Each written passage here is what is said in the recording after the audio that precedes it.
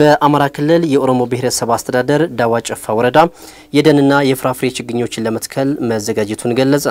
በተያዘው ክረምት ከ19 ሚሊዮን በላይ ችግኞች እንደሚተከሉ ብሔረሰብ አስተዳደሩ አስታውቋል።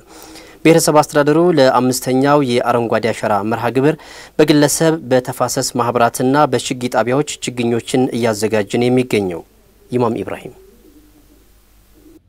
በሀገር አቀፍ ደረጃ አምስተኛ ዓመቱን የያዘው የአረንጓዴ አሻራ መርሃ ግብር የተሳካ እንዲሆን ለማስቻል በሁሉም አካባቢዎች የችግኝ ቅድመ ዝግጅት እየተደረገ ይገኛል። በአማራ ክልል ኦሮሞ ብሔረሰብ አስተዳደር ለዘንድሮ የአረንጓዴ አሻራ መርሃ ግብር ዝግጅት እየተደረገ ይገኛል። በብሔረሰብ አስተዳደሩ ዳዋ ጨፋ ወረዳ ሲትር ቀበሌ በሚገኘው ሞዴል ችግኝ ጣቢያ የችግኝ ዝግጅት እየተደረገ መሆኑን ተመልክተናል።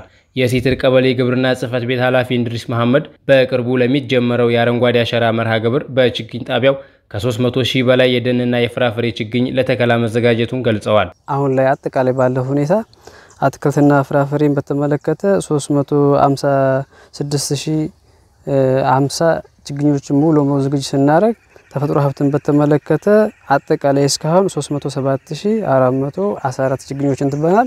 እንግዲህ በሁለቱም ዘርፍ በአትክልትና ፍራፍሬን በተፈጥሮ ሀብት ዘርፍም አጠቃላይ እስካሁን ወደ 343050 የሚደርሱ ችግኞችን ሙሉ ለሙሉ አዘጋጅተን ያው የተከላ ጊዜያቸውን እየተጠባበቅን ያለ ነው። የዳዋ ጨፋ ወረዳ ግብርና ጽሕፈት ቤት ኃላፊ ጀማል አሊ በወረዳው 6.8 ሚሊዮን ችግኞችን ለመትከል እየተሰራ ነው ብለዋል። 6 ሞዴል ችግኝ ጣቢያ እንደወረዳለን በግለሰብ አርሶ አደሮች፣ በማህበራት፣ በተቋማት አጠቃላይ 6.8 ሚሊዮን ችግኞችን እናዘጋጃለን ብለን እቅድ ይዘን ወደ ስራ ገብተናል። ከዚህ አንፃር የደንም የፍራፍሬም ችግኞችን እና የቡና ችግኞችን እያዘጋጀን ያለ ነው።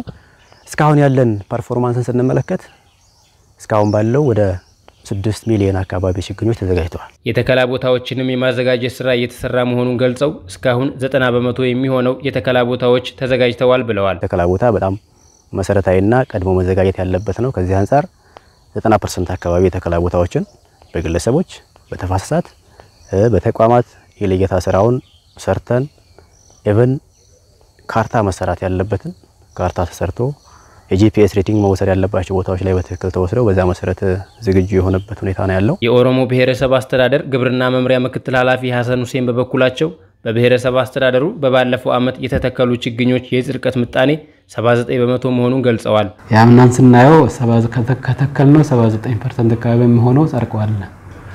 እንክብካቤም ኩትካቶም ጥበቃም እየተደረገለት ነው ያለው። በዘንድሮ ዓመት ከ19 ሚሊዮን ችግኝ በላይ ለማዘጋጀት እየሰሩ መሆኑን ገልጸው ለዚህም ከ8000 በላይ ሄክታር መሬት ለማዘጋጀት እየተሰራ ነው ብለዋል ምክትል ኃላፊው። 8000 ሄክታር ላይ መተከል መቻል አለብን።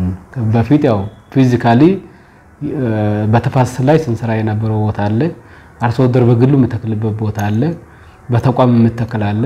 እሱን የተከላ ቦታውን የቦታው አግሮፎረስትሪም ሌሎቹንም ለማለየት ጥረት አድርገናል። እሱ ጋር ታይዞ 8000 ሄክታር አቅደን 5465 ሄክታር ለማለየት ጥረት አድርገናል ማለት ነው። እሱም በፐርሰንት ስንቀይር ወደ 68% የሚሆነውን ፐርሰንት የሚሸፍን ነው።